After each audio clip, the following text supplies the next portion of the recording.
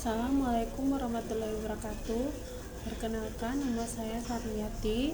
Pada hari ini kita akan mempelajari tentang prinsip pencegahan infeksi. Nah, sebelum kita ke prinsip pencegahan infeksi, kita harus tahu dulu apa itu infeksi.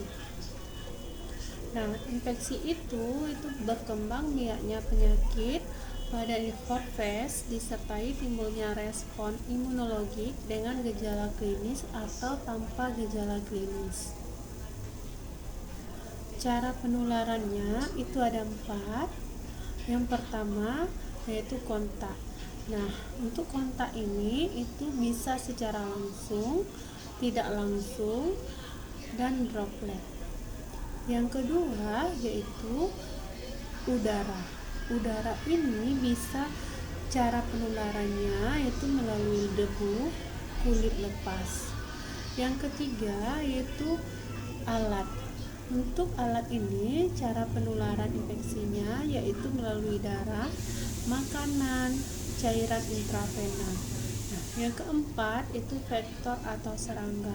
Vektor atau serangga ini yaitu nyamuk dan lalat.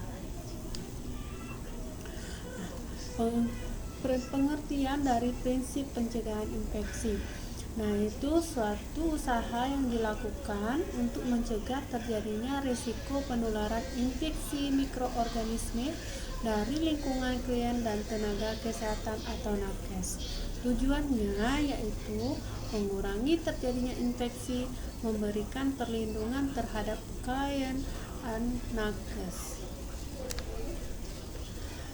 Ada 6 komponen proses terjadinya penyakit. Pertama, reservoir. Yang kedua, penyebab penyakit. Yang ketiga, jalan masuk. Yang keempat, cara keluar penyebab penyakit dari host.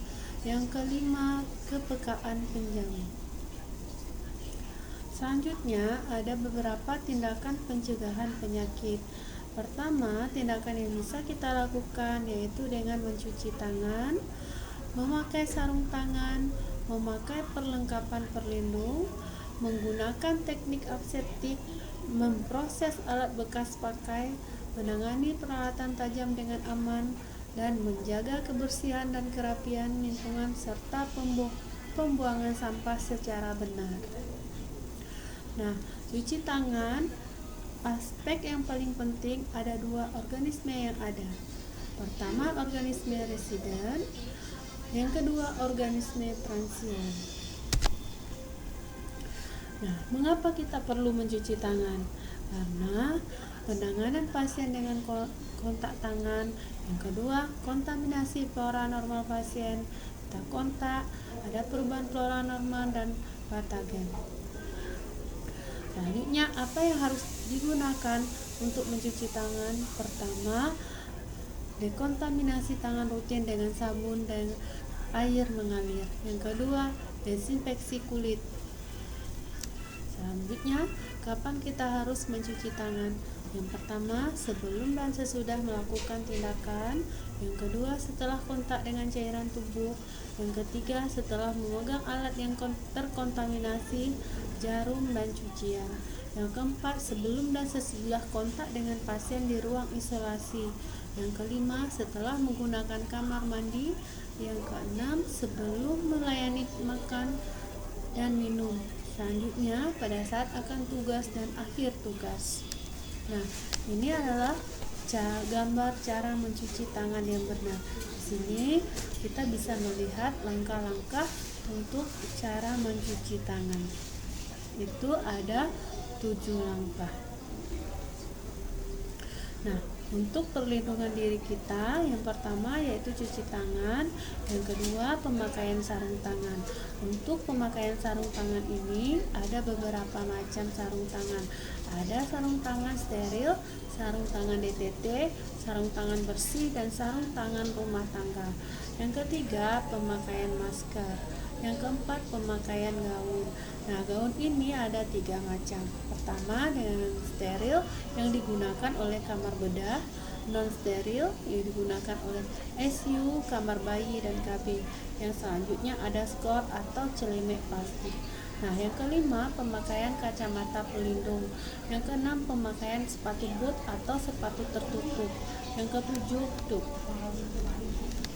selanjutnya ada asepsis dan teknik aseptik. Nah, istilah umum yang digunakan untuk menggambarkan upaya kombinasi untuk mencegah masuknya mikroorganisme ke dalam area tubuh manapun yang sering menyebabkan infeksi. Tujuan asepsis adalah membasmi jumlah mikroorganisme pada permukaan hidup atau kulit dan jaringan dan objek mati atau alat-alat bedah dan barang-barang yang lainnya.